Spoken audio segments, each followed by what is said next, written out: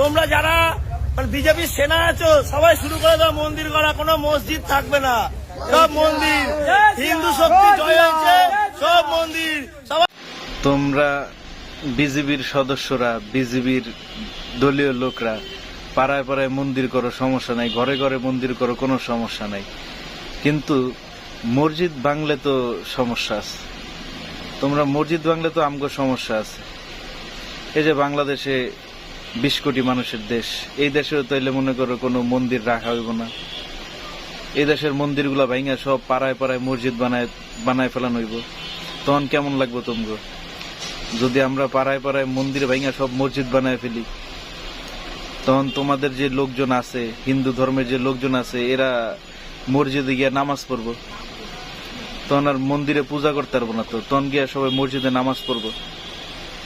তোমরা যদি ওইটা করো তাহলে আমরা এটাই করবো, এছাড়া তো আমাকে কোনো উপায় নেই।